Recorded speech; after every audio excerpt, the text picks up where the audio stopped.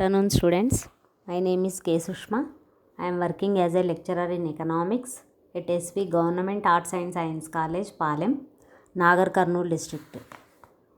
ఈరోజు మనం BA second semester వారికి మ్యాక్రో ఎకనామిక్స్ పేపర్లో భాగంగా ద్రవ్యోల్బణం అంటే ఇన్ఫ్లేషన్, ద్రవ్యోల్బణం అంటే ఏమిటి, ద్రవ్యోల్బణం లక్షణాలు ఎలా ఉంటాయి, ద్రవ్యోల్బణం రకాలు, ద్రవ్యోల్బణానికి గల కారణాలు గురించి డిస్కస్ చేద్దాం. ద్రవ్యోల్బణాన్ని ఇంగ్లీష్లో ఇన్ఫ్లేషన్ అంటారు. ద్రవ్యోల్బణం అంటే వస్తు ధరలు నిరంతరాయంగా పెరుగుతూ ఉండే స్థితిని ద్రవ్యోల్బణం అంటారు.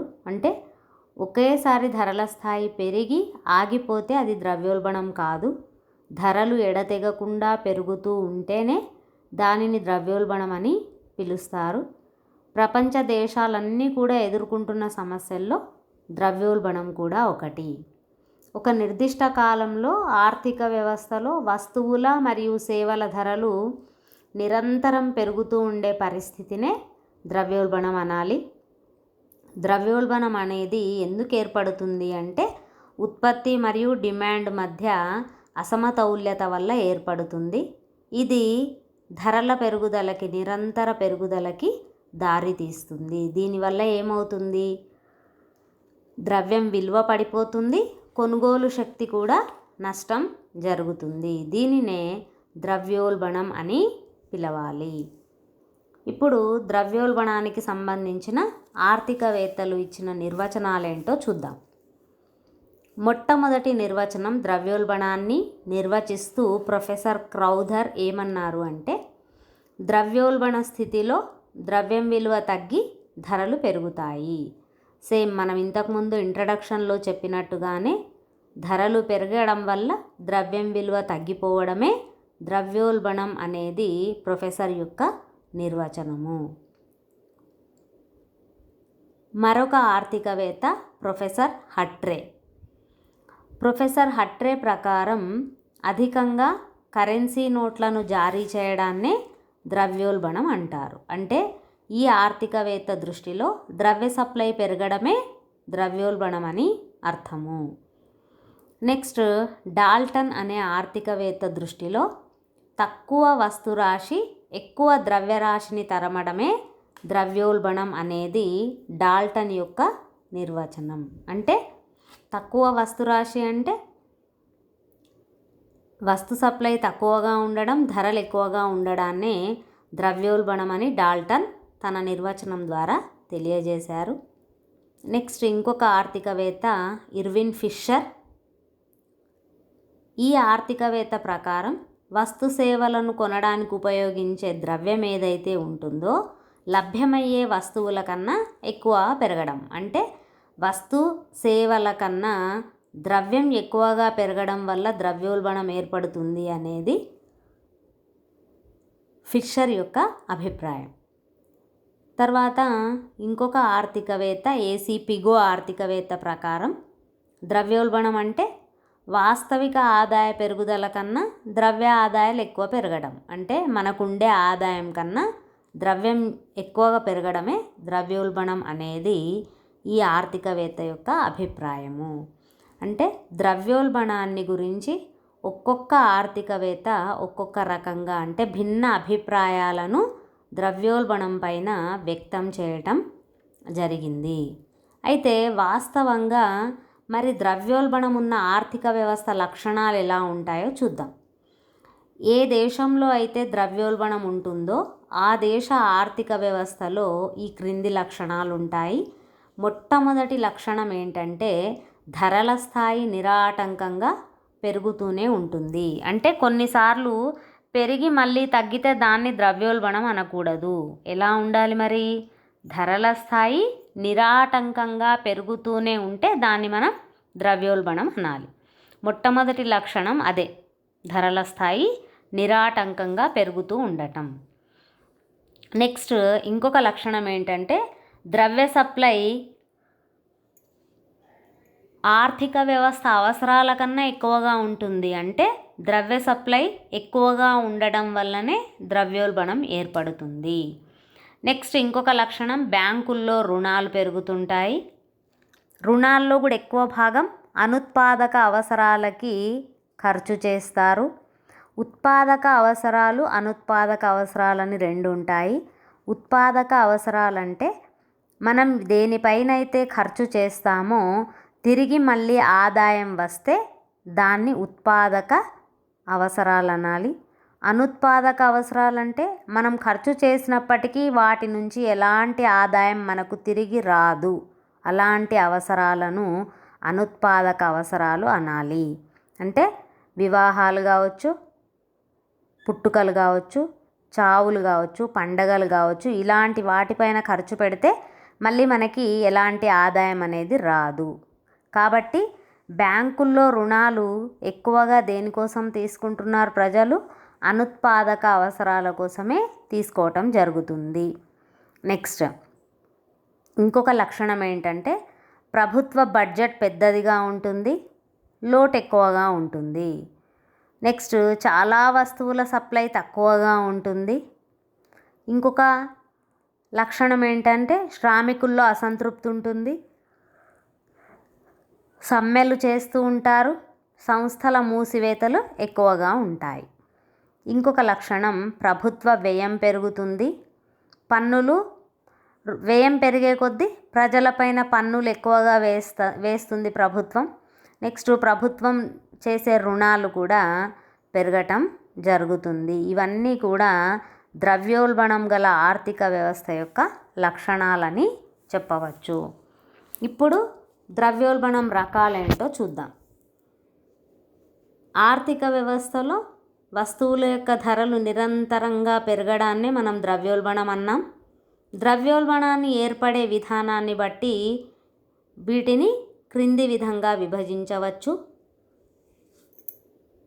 మొట్టమొదటిది డిమాండ్ ప్రేరిత ద్రవ్యోల్బణం. దీన్నే మనం డిమాండ్ పుల్ ఇన్ఫ్లేషన్ అని పిలుస్తాం. ఈ డిమాండ్ ప్రేరిత ద్రవ్యోల్బణం ఎందుకు ఏర్పడుతుంది అంటే వస్తు సేవల సప్లై కన్నా వాటికి ఉండే డిమాండ్ ఎక్కువగా ఉన్నప్పుడు ధరలు పెరుగుతాయి. యాక్చువల్గా ధరలు పెరిగితే వాటికి ఉండే డిమాండ్ తగ్గాలి, కానీ వస్తు సేవల సప్లై కన్నా వాటికి ఉండే డిమాండ్ ఎక్కువగా ఉన్నప్పుడు ధరలు విపరీతంగా పెరిగి ఈ డిమాండ్ ప్రేరిత ద్రవ్యోల్బణం ఏర్పడుతుంది. అందుకే ఇలాంటి ద్రవ్యోల్బణాన్నే డిమాండ్ పుల్ ఇన్ఫ్లేషన్ అని పిలుస్తాం. ఆర్థిక వ్యవస్థలో సంపూర్ణోద్యోగిత స్థాయి ఉన్నప్పుడు సమిష్టి డిమాండ్ పెరిగితే ఇలాంటి ద్రవ్యోల్బణం ఏర్పడుతుంది. ఇలాంటి అంటే డిమాండ్ ప్రేరిత ద్రవ్యోల్బణం ఏర్పడుతుంది. అయితే సాంప్రదాయ ఆర్థికవేత్తలు ఏమని చెప్తున్నారు? ద్రవ్య సప్లై పెరిగితే వడ్డీ రేటు తగ్గి పెట్టుబడి పెరుగుతుంది, ఉత్పత్తి కారకాలు ద్రవ్య ఆదాయాలు పెరిగి వినియోగ వస్తువులపైన, పెట్టుబడి వస్తువులపైన ఖర్చు ఎక్కువ చేస్తారు, దీనివల్ల సమిష్టి డిమాండ్ పెరుగుతుంది. అంటే సమిష్టి సప్లై పెరగకుండా కేవలం సమిష్టి డిమాండ్ మాత్రమే పెరగటం వల్ల ఈ డిమాండ్ ప్రేరిత ద్రవ్యోల్బణం ఏర్పడుతుంది అనేది సాంప్రదాయ ఆర్థికవేత్తల యొక్క అభిప్రాయం. అంటే వస్తు సేవల సప్లై కన్నా డిమాండ్ ఎక్కువగా పెరిగి ధరలు పెరిగితే అలాంటి ద్రవ్యోల్బణాన్నే డిమాండ్ ప్రేరిత ద్రవ్యోల్బణం అని పిలవాలి. నెక్స్ట్ రెండవది వ్యయ ప్రేరిత ద్రవ్యోల్బణం. వ్యయ ప్రేరిత ద్రవ్యోల్బణాన్ని ఇంగ్లీష్లో కాస్ట్ పుష్ ఇన్ఫ్లేషన్ అని పిలుస్తాం. ఇది ఎందుకు ఏర్పడుతుంది అంటే ఉత్పత్తి వ్యయం పెరగటం వల్ల ధరలు పెరిగితే దానిని వ్యయ ప్రేరిత ద్రవ్యోల్బణం అని పిలవాలి. ఏ కారణంగానైనా ఉత్పత్తి కారకాల ధరలు పెరిగితే ఉత్పత్తి వ్యయం పెరుగుతుంది, దీనివల్ల ధరల స్థాయి కూడా పెరుగుతుంది. అయితే వ్యయ ప్రేరిత ద్రవ్యోల్బణాలు 3 రకాలు. అవి ఒకటవది వేతన ప్రేరిత ద్రవ్యోల్బణం, రెండవది ముడి పదార్థాల వ్యయ ప్రేరిత ద్రవ్యోల్బణం, మూడవది లాభం రేటు ప్రేరిత ద్రవ్యోల్బణం. అయితే వ్యయ ప్రేరిత ద్రవ్యోల్బణం ఎందుకు ఎక్కువగా ఏర్పడుతుంది అంటే సాధారణంగా శ్రామికులకు ఇచ్చే వేతనాలు పెరిగితే ఉత్పత్తి వ్యయం పెరుగుతుంది, ఉత్పత్తి వ్యయం పెరగడం వల్ల ధరలు పెరిగి ద్రవ్యోల్బణానికి దారితీస్తుంది. అంటే బలమైన కార్మిక సంఘాలుంటే వారు సమ్మెల ద్వారా వేతనాలు పెంచబడతాయి. దీంతో ఉత్పత్తిదారుడు ధరలు పెంచాల్సి వస్తుంది. ఇది వ్యయ ప్రేరిత ద్రవ్యోల్బణానికి దారి తీస్తుందని చెప్పవచ్చు. అంటే ఉత్పత్తి వ్యయం పెరగడం వల్ల ధరలు పెరిగి ద్రవ్యోల్బణం ఏర్పడితే దాన్ని ఏమనాలి? వ్యయ ప్రేరిత ద్రవ్యోల్బణం అని పిలవాలి. నెక్స్ట్ ఇంకొక ద్రవ్యోల్బణం ఏంటంటే అణిచిపెట్టబడిన ద్రవ్యోల్బణం. దీన్నే మనం కంట్రోల్డ్ ఇన్ఫ్లేషన్ అంటున్నాం. దీనినే కనిపించని ద్రవ్యోల్బణం అని కూడా పిలవవచ్చు. అంటే కనిపించని ద్రవ్యోల్బణం అంటే ధరలు పెరుగుతున్నప్పుడు కొన్ని సమయాల్లో ప్రభుత్వం జోక్యం చేసుకొని ధరల నియంత్రణ, వస్తువుల పంపిణీ వంటి చర్యలతో ధరల స్థాయిని పెరగకుండా చేస్తుంది. అంటే ధరలు పెరిగే సమయంలో ప్రభుత్వం జోక్యం చేసుకొని ధరల స్థాయిని పెరగకుండా చేస్తే అలాంటి ద్రవ్యోల్బణాన్ని కనిపించని ద్రవ్యోల్బణం లేదా అణిచిపెట్టబడిన ద్రవ్యోల్బణం అని పిలుస్తారు. అంటే ఉత్పత్తిదారుల నుండి ప్రభుత్వమే నేరుగా వస్తువుల్ని కొనుగోలు చేసి పేద ప్రజలకి పీడిఎస్ అంటే పబ్లిక్ డిస్ట్రిబ్యూషన్ సిస్టమ్ రేషనింగ్ ద్వారా తక్కువ ధరకి విక్రయిస్తుంది. దీనివల్ల ధరల పెరుగుదలను నియంత్రించవచ్చు. అంటే ధరల పెరుగుదలను కనిపించకుండా ప్రభుత్వమే అణిచివేస్తే దాన్ని అణిచిపెట్టబడిన లేదా కనిపించని ద్రవ్యోల్బణం అని పిలుస్తున్నాం. ఇప్పుడు ఇంకొక ద్రవ్యోల్బణం రకం ఏంటంటే బహిర్గతమైన ద్రవ్యోల్బణం, ఓపెన్ ఇన్ఫ్లేషన్ అంటారు. అయితే ధరల పెరుగుదల ఉన్నప్పుడు ప్రభుత్వం నియంత్రణ చేయాలి. కానీ ధరల పెరుగుదలను ప్రభుత్వం నియంత్రణ చేయకుండా ఉన్నప్పుడు ఏర్పడే ద్రవ్యోల్బణాన్ని బహిర్గత ద్రవ్యోల్బణం లేదా ఓపెన్ ఇన్ఫ్లేషన్ అని పిలుస్తున్నాం. ఇలాంటి ద్రవ్యోల్బణం ఎప్పుడు ఏర్పడుతుంది? ప్రభుత్వాలు మారినప్పుడు, అంటే దేశంలో రాజకీయ అస్థిర పరిస్థితులు ఏర్పడినప్పుడు ఇలాంటి ద్రవ్యోల్బణం అంటే బహిర్గత ద్రవ్యోల్బణం అనేది ఏర్పడుతుంది. నెక్స్ట్ ఇంకొక ద్రవ్యోల్బణం ఏంటంటే పాక్షిక ద్రవ్యోల్బణం. అయితే పాక్షిక ద్రవ్యోల్బణం అంటే ఆర్థిక వ్యవస్థలో కొంతకాలం వరకే ధరల పెరుగుదల ఉంటే అలాంటి ద్రవ్యోల్బణాన్ని పాక్షిక ద్రవ్యోల్బణం అనాలి. అంటే ఆర్థిక వ్యవస్థలో వస్తువుల ధరలు కొంతకాలం వరకే పెరిగితే అలాంటి ద్రవ్యోల్బణాన్ని పాక్షిక ద్రవ్యోల్బణం అని పిలవాల్సి ఉంటుంది. ప్రకృతి వైపరీత్యాలు ఏర్పడినప్పుడు లేదా కరువు కాటకాలు ఏర్పడినప్పుడు ఈ విధమైన ద్రవ్యోల్బణం అనేది ఏర్పడుతుంది. అంటే ఇది తాత్కాలికమైనది, కొంత ప్రాంతానికే పరిమితమై ఉంటుంది, అన్ని ప్రాంతాలకు విస్తరించదు, కేవలం కొన్ని ప్రాంతాలకే సంబంధించి తాత్కాలికంగా ఉంటే అలాంటి ద్రవ్యోల్బణాన్ని ఏమని పిలవాలి? పాక్షిక ద్రవ్యోల్బణం అని పిలవాల్సి ఉంటుంది. దీని తర్వాత నెక్స్ట్ విదేశీ ప్రేరిత ద్రవ్యోల్బణం. అంటే ఒక దేశం, ఏ దేశం కూడా తనకు కావలసిన అన్ని వస్తువులను ఉత్పత్తి చేసుకోలేదు. కంపల్సరిగా ఒక దేశం ఇంకొక దేశం పైన ఆధారపడవలసి వస్తుంది. దేశం విదేశీ వ్యాపారం చేసేటప్పుడు ఎగుమతి ఎక్కువగా ఉండి స్వదేశంలో ఆ వస్తు సప్లై తక్కువగా ఉంటే వాటికి డిమాండ్ ఏర్పడి ద్రవ్యోల్బణానికి దారితీస్తుంది. దీనికి ముఖ్య కారణం స్వదేశంలో వాటి ధరలు ప్రస్తుతం కన్నా తక్కువగా ఉండటం వల్ల ఉత్పత్తిదారుడు విదేశాలకు ఆకర్షితుడవుతాడు.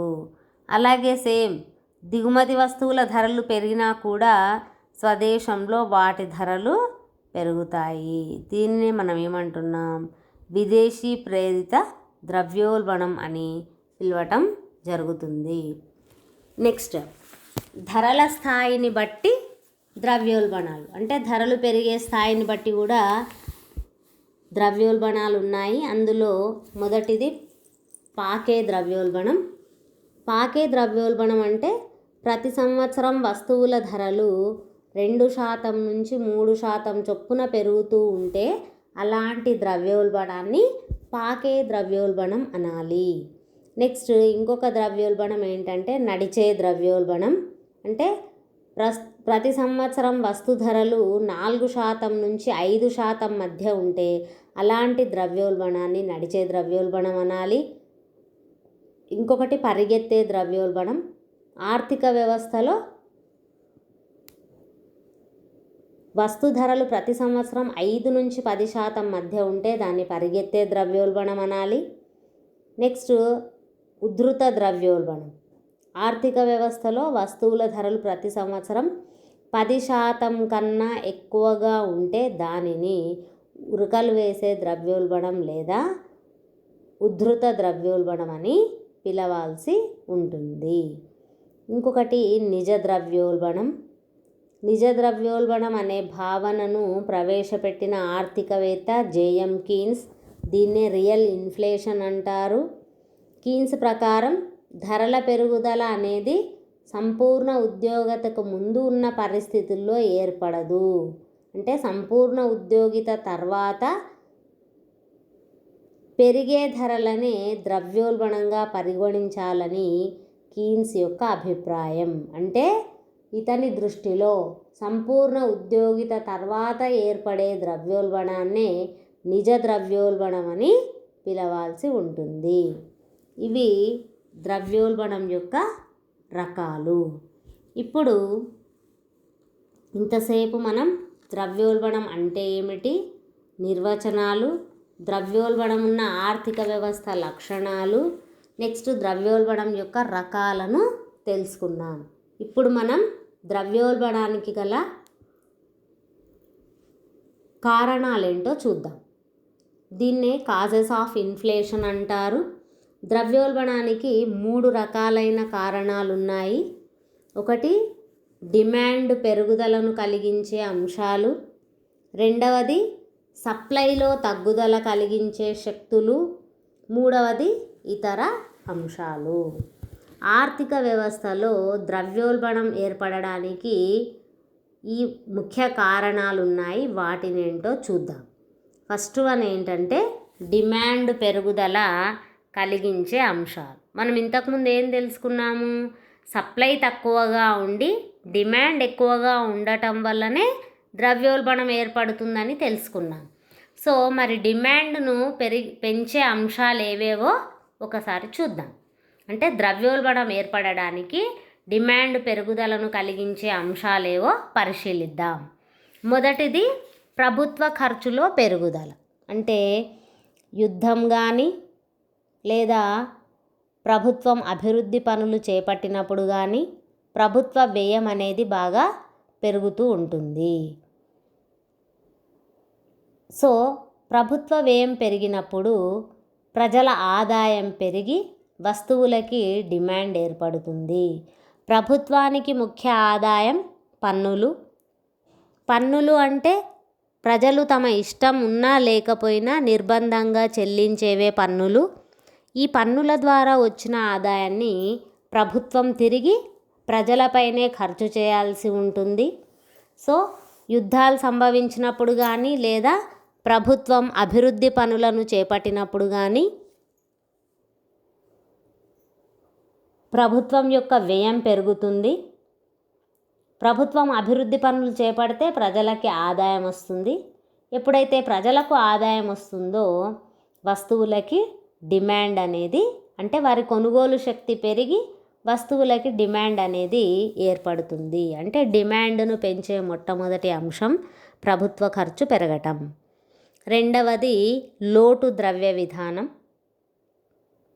లోటు అంటేనే ఆదాయం కన్నా వ్యయం ఎక్కువగా ఉంటే దాన్ని లోటు అంటున్నాం. ప్రభుత్వం ప్రణాళికల్లో కానీ బడ్జెట్లో కానీ ఆదాయం కన్నా వ్యయం ఎక్కువ ఉంటే ఆ లోటును పూరించడం కోసం ద్రవ్య సప్లైని పెంచుతుంది. ఈ ద్రవ్య సప్లైని పెంచటం వల్ల వస్తువులకి డిమాండ్ అనేది పెరిగి ద్రవ్యోల్బణం అనేది ఏర్పడుతుంది. అంటే లోటు ద్రవ్య విధానం కూడా ద్రవ్యోల్బణానికి ఒక కారణమని చెప్పవచ్చు. ఇంకొక అంశం ఏంటంటే ఎగుమతుల్లో పెరుగుదల. దేశంలో ఉత్పత్తి చేసే వస్తువులకి ఇతర దేశాల్లో డిమాండ్ ఎక్కువగా ఉంటే మన దేశ ఎగుమతులు పెరుగుతాయి. ఎగుమతులు పెరిగే కొద్దీ దేశంలో లభ్యమయ్యే వస్తు సప్లై తగ్గుతుంది. ఇలాంటప్పుడు డిమాండ్కి సరిపడే సప్లై దేశంలో లేకపోవడం వల్ల ద్రవ్యోల్బణం అనేది ఏర్పడుతుంది. అంటే డిమాండ్ పెరిగి ద్రవ్యోల్బణం అనేది ఏర్పడుతుంది. మనం ఉన్న వస్తువుల్ని ఎగుమతి చేయడం వల్ల దేశంలో ఆ వస్తు సప్లై తగ్గిపోతుంది. సో వస్తు సప్లై తగ్గడం వల్ల డిమాండ్కి సరిపోయే వస్తువులు లేకపోవడం వల్ల దేశంలో ద్రవ్యోల్బణం అంటే ధరలు పెరిగి ద్రవ్యోల్బణం అనేది ఏర్పడుతుంది. నెక్స్ట్, ప్రజల యొక్క సంస్థల యొక్క ఖర్చు పెరగడం వల్ల, అంటే ప్రజలు కానీ సంస్థలు కానీ తమ ఖర్చుని వినియోగాన్ని పెంచితే వాళ్ళ ఆదాయాలు పెరిగే కొద్దీ వాళ్ళ వినియోగం పెరుగుతుంది. వినియోగం పెరిగే కొద్దీ వస్తువులకి డిమాండ్ పెరిగి వస్తువుల ధరలు అనేవి పెరిగి ద్రవ్యోల్బణానికి దారితీస్తుంది. నెక్స్ట్, ఇంకొక కారణం ఏంటంటే పన్నులలో తగ్గుదల. అంటే ప్రభుత్వం వస్తువులపైన ఇతర పన్నులు తగ్గిస్తే ప్రజల కొనుగోలు శక్తి పెరుగుతుంది. అంటే పన్నులు ప్రభుత్వం తగ్గిస్తే ప్రజల యొక్క వ్యయార్హ ఆదాయం, కొనుగోలు శక్తి రెండు పెరుగుతాయి. దీనివల్ల ఏమవుతుంది? కొనుగోలు శక్తి పెరగడం వల్ల వస్తువులకు డిమాండ్ అనేది బాగా పెరిగి ద్రవ్యోల్బణం అనేది ఏర్పడుతుంది. అంటే ప్రభుత్వం తీసుకునే నిర్ణయం వల్ల, పన్నులను తగ్గించడం వల్ల ఏమవుతుంది? ప్రభుత్వం యొక్క ఆదాయం తగ్గుతుందేమో కానీ ప్రజల యొక్క కొనుగోలు శక్తి పెరిగి దీనివల్ల డిమాండ్ పెరిగి ద్రవ్యోల్బణం అనేది ఏర్పడుతుంది. నెక్స్ట్, అంతర్గత రుణ చెల్లింపులు. ప్రభుత్వం ప్రజల దగ్గర తీసుకున్న రుణాలను తిరిగి చెల్లించాలంటే ప్రభుత్వం తన అవసరాల కోసం ప్రజల వద్ద రుణాలు తీసుకుంటుంది. ఆ తీసుకున్న రుణాలను ప్రజలకి తిరిగి చెల్లిస్తే ప్రజల వద్ద ద్రవ్య సప్లై పెరుగుతుంది. ఎప్పుడైతే ప్రజల వద్ద ఆదాయం పెరుగుతుందో వారి కొనుగోలు శక్తి కూడా పెరుగుతుంది. దీంతో వారు వస్తు సేవలను ఎక్కువగా కొనుగోలు చేసి ఎక్కువ డిమాండ్ ఏర్పడుతుంది. దీనివల్ల కూడా ధరలు పెరిగి ద్రవ్యోల్బణం అనేది ఏర్పడుతుంది. ఇంకొక కారణం ఏంటంటే జనాభా పెరుగుదల. ఆల్రెడీ మనకు తెలుసు, భారత్ లాంటి అభివృద్ధి చెందుతున్న దేశాల్లో జనాభా పెరుగుదల విపరీతంగా ఉంది. ప్రపంచ జనాభాలో చైనా మొదటి స్థానంలో ఉంటే భారత్ రెండవ స్థానంలో ఉంది. ఈ జనాభా పెరుగుదల విపరీతంగా ఉండటం వల్ల సార్థక డిమాండ్ పెరుగుతుంది. అంటే జనాభా పెరిగిన రేటులోనే వారి కోరికలు, వారి అవసరాలు పెరుగుతాయి. ఎప్పుడైతే వారి అవసరాలు పెరుగుతాయో వస్తు సేవలకి డిమాండ్ పెరిగి ద్రవ్యోల్బణం అనేది ఏర్పడుతుంది. ఇవి ద్రవ్యోల్బణానికి గల కారణాల్లో డిమాండ్ పెరుగుదలను పెంచే అంశాలు ఈ 8 అంశాలు. ఒకటేమో ప్రభుత్వ ఖర్చు పెరగటం, రెండవదేమో లోటు ద్రవ్య విధానం, మూడవదేమో ఎగుమతులు పెరగటం, నాలుగవది ప్రజల యొక్క సంస్థల యొక్క ఖర్చు పెరగటం, ఐదవది పన్నులు తగ్గడం, ఆరవది అంతర్గత రుణ చెల్లింపులు, ఏడవది జనాభా పెరుగుదల. ఇవి డిమాండ్ను పెంచే అంశాలని చెప్పవచ్చు. ఇప్పుడు సప్లైని తగ్గించే అంశాలేవో చూద్దాం. ద్రవ్యోల్బణం ఏర్పడడానికి ముఖ్య కారణాలు డిమాండ్ను పెంచే అంశాలు, సప్లైని తగ్గించే అంశాలు. మరి సప్లైని తగ్గించే అంశాలు ఏవంటే, మొట్టమొదటిది వ్యాపారస్తులు వస్తు సేవలను గుప్తపరచటం, అంటే దాచటం. వ్యాపారస్తులు ఎప్పుడు కూడా వారి ముఖ్య ఉద్దేశం లాభార్జన ఉంటుంది. వీరు అధిక లాభాలు పొందాలనే ఉద్దేశంతో వస్తు సప్లైని దాచి కృత్రిమ కొరతను సృష్టిస్తారు. సో నిత్యావసర వస్తువులు కొరత సమయంలో, ధరలు పెరిగే సమయంలో వ్యాపారస్తులు వస్తువులను అలాగే దాచే అవకాశం ఉంది. దీనివల్ల మార్కెట్లో వస్తు సప్లై తగ్గి ద్రవ్యోల్బణం అనేది ఏర్పడుతుంది. అంటే వ్యాపారస్తులు వస్తువులను దాచటం వల్ల అవి కొరత ఏర్పడి, అంటే వస్తు సప్లై తగ్గి ధరలు పెరిగి ద్రవ్యోల్బణం అనేది ఏర్పడుతుంది. ఇంకొక సప్లైని తగ్గించే అంశం ఏంటంటే ఉత్పత్తి కారకాల సప్లైలో కొరత. ఏ వస్తువు ఉత్పత్తి అయినా ఉత్పత్తి కారకాల లభ్యత పైన ఆధారపడి ఉంటుంది. అంతేగాక ఇంధన వనరుల లభ్యత పైన, ముడి పదార్థాల లభ్యత పైన ఆధారపడి ఉంటుంది. ఈ ఉత్పత్తి కారకాల కొరత ఏర్పడితే ఉత్పత్తి కూడా కొరతగా ఉంటుంది. తద్వారా వస్తు సప్లై కూడా కొరత ఏర్పడి ధరలు విపరీతంగా పెరిగి ద్రవ్యోల్బణం అనేది ఏర్పడుతుంది. అంటే ఉత్పత్తి కారకాల సప్లైలో కొరత కూడా ద్రవ్యోల్బణానికి దారి తీస్తుందని చెప్పవచ్చు. ఇంకొక రీజన్ ఏంటంటే వినియోగదారులు వస్తువులను గుప్తపరచడం. కేవలం వ్యాపారస్తులే కాకుండా వినియోగదారులు కూడా వస్తువులను భద్రపరుచుకుంటారు, దాచుకుంటారు. అంటే భవిష్యత్తులో ధరలు పెరుగుతాయని ఊహిస్తే నిత్యావసర వస్తువులను కొని నిల్వ చేస్తారు. ఎగ్జాంపుల్, లాక్డౌన్ సమయంలో ప్రజలు ఏం చేస్తారు? వస్తువుల కొరత ఏర్పడుతుందని ముందుగానే ఎక్కువగా కొని పెట్టుకుంటారు. దీనివల్ల ఏమవుతుంది? వినియోగం నిరాటంకంగా కొనసాగించడానికి వారు వస్తువుల్ని దాచుకోవడం వల్ల ఇలాంటి సమయంలో వస్తువుల కొరత అనేది ఏర్పడుతుంది.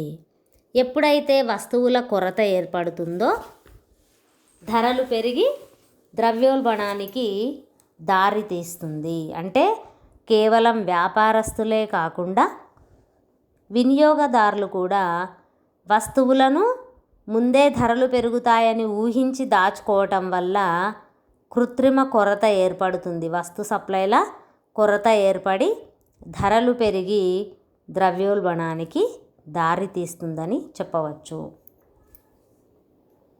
అయితే ద్రవ్యోల్బణానికి డిమాండ్ను పెంచే అంశాలు తెలుసుకున్నాం, సప్లైని తగ్గించే అంశాలు తెలుసుకున్నాం. ఇప్పుడు ఇతర అంశాలు అంటే దీనిలో ప్రకృతి వైపరీత్యాలు ఉండొచ్చు, యుద్ధాలు ఉండొచ్చు, రాజకీయ పరిస్థితులు ఉండొచ్చు. ఇవన్నీ కూడా ఇతర అంశాల్లో కారణాలు కావచ్చు ద్రవ్యోల్బణానికి. ఇతర అంశాల్లో మొట్టమొదటిది ఏంటంటే ప్రకృతి వైపరీత్యాలు. అంటే అనుకోకుండా సంభవించే అతివృష్టి, అనావృష్టి పరిస్థితులు కానీ, భూకంపాలు కానీ మొదలైన ప్రకృతి వైపరీత్యాలు ఏర్పడినప్పుడు ఆ ప్రాంతంలో మాత్రమే వస్తు ధరలు పెరిగి ద్రవ్యోల్బణం ఏర్పడుతుంది. అంటే ప్రకృతి వైపరీత్యాల వల్ల కూడా ధరలు పెరిగి ద్రవ్యోల్బణం అనేది ఏర్పడుతుంది. ఇంకొక కారణం ఏంటంటే యుద్ధాలు. అంటే కొన్ని అనుకోని సందర్భాల్లో యుద్ధాలు కానీ, అత్యవసర పరిస్థితులు ఏర్పడినప్పుడు దేశ భద్రత కానీ, రక్షణ వ్యయానికి కానీ ప్రభుత్వం ఎక్కువ మొత్తంలో ఖర్చు చేయాల్సి వస్తుంది. అంటే అనుకోకుండా సంభవించే యుద్ధాలు, అత్యవసర పరిస్థితులు ఏర్పడినప్పుడు, లాక్డౌన్ లాంటి అత్యవసర పరిస్థితులు ఏర్పడినప్పుడు ఎక్కువ మొత్తంలో ప్రభుత్వం ఖర్చు చేయాల్సి వస్తుంది. దీనివల్ల ఉత్పత్తి తగ్గి ద్రవ్యోల్బణం, ఉత్పత్తి ఎప్పుడైతే తగ్గుతుందో ధరలు పెరుగుతాయి. ధరలు పెరగడం వల్ల ద్రవ్యోల్బణం అనేది ఏర్పడుతుంది. ఇంకొక రీజన్ ఏంటంటే రాజకీయ పరిస్థితులు. దేశంలో స్థిర రాజకీయ పరిస్థితులు లేనప్పుడు, అంటే ప్రభుత్వాలు మాటి మాటికి మారుతున్నప్పుడు, మధ్యంతర ఎన్నికలు జరిగినప్పుడు ప్రైవేట్ పెట్టుబడిదారులు ఎవ్వరు కూడా పెట్టుబడి పెట్టడానికి ముందుకు రారు. దీనివల్ల మూలధనం లేక ఉత్పత్తి తక్కువగా ఉండి వస్తువు ధరలు పెరిగి ద్రవ్యోల్బణానికి దారి తీస్తుంది. ఇంకొక రీజన్ ఏంటంటే భవిష్యత్ గురించిన ఆలోచన. ప్రజలు ఫ్యూచర్లో, భవిష్యత్తులో ధరలు పెరుగుతాయన్న ఉద్దేశంతో వినియోగదారులు ముందే ఎక్కువ వస్తువుల్ని కొనిపెట్టుకుంటారు. ఎక్కువ వస్తువుల్ని కొనిపెట్టుకోవడం వల్ల మార్కెట్లో వస్తువుల కొరత ఏర్పడి అవి ధరలు పెరిగి ద్రవ్యోల్బణానికి దారి తీస్తుందని చెప్పవచ్చు.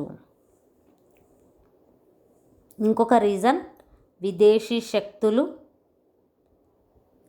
విదేశీ శక్తులు అంటే అంతర్జాతీయ మార్కెట్లో ఎగుమతులు దిగుమతులు జరుగుతూ ఉంటాయి. ఈ ఎగుమతులు దిగుమతులు వస్తువుల ధరల్లో వచ్చే మార్పుల వల్ల ఏమవుతుంది? స్వదేశంలో ధరలు పెరిగి ద్రవ్యోల్బణానికి దారితీస్తుంది. ఇంకొక కారణం ఏంటంటే డంపింగ్. డంపింగ్ అంటే ఇదొక రకమైన మోసం అని చెప్పవచ్చు. అంటే స్వదేశంలో ఎక్కువ ధరకి, విదేశాల్లో తక్కువ ధరకి వస్తువులను అమ్మటాన్నే డంపింగ్ అంటారు. సో స్వదేశంలో ఎక్కువ ధర, విదేశంలో తక్కువ ధరకి అమ్మడం వల్ల ఆ వస్తువుల ధరలు పెరుగుతాయి. దీనివల్ల కూడా ద్రవ్యోల్బణం అనేది ఏర్పడుతుంది. ఇవి ద్రవ్యోల్బణాన్ని పెంచే కారణాలు. ఒకటేమో డిమాండ్ను పెంచే శక్తులు, ఇంకొకటేమో సప్లైని తగ్గించే శక్తులు, మరొకటేమో ఇతర అంశాలు. ఈ అన్ని కారణాల వల్ల ద్రవ్యోల్బణం అనేది ఏర్పడుతుంది. ద్రవ్యోల్బణం ఏర్పడడానికి ప్రధాన కారణం ఏంటంటే డిమాండ్ పెరిగినంత క్రమంలో సప్లై పెరగకపోవడం, లేదా ద్రవ్య సప్లై విపరీతంగా పెరగటం వల్ల కూడా ద్రవ్యోల్బణం ఏర్పడుతుంది. వస్తువుల కొరత ఏర్పడి ధరలు నిరాటంకంగా పెరిగి ద్రవ్యోల్బణం అనేది ఏర్పడుతుంది. ఈ ద్రవ్యోల్బణం ఒక అంకెలో ఉంటేనేమో దాన్ని ప్రభుత్వాలు నియంత్రించవచ్చు. అది 2 అంకెలకి చేరితే, అంటే 10, 11 అలా 2 అంకెలకి చేరితే అది ఆ దేశానికి తీవ్ర నష్టాన్ని కలిగిస్తుంది. ఎగ్జాంపుల్, ద్రవ్యోల్బణాన్ని ఎక్కువగా ఎదుర్కొన్న దేశం జింబాబ్వే అని చెప్పవచ్చు. అందుకే ద్రవ్యోల్బణాన్ని మొదట్లోనే నియంత్రణ చేయటం అవసరం. ప్రపంచ దేశాలన్నీ కూడా ఎదుర్కొంటున్న సమస్యల్లో ఈ ద్రవ్యోల్బణం కూడా ఒకటి. ప్రభుత్వాలు ధరల నియంత్రణని ఆదిలోనే నియంత్రణ చేస్తే అది కంట్రోల్లో ఉంటుంది. ఇది ద్రవ్యోల్బణం. Thank you from department of economics.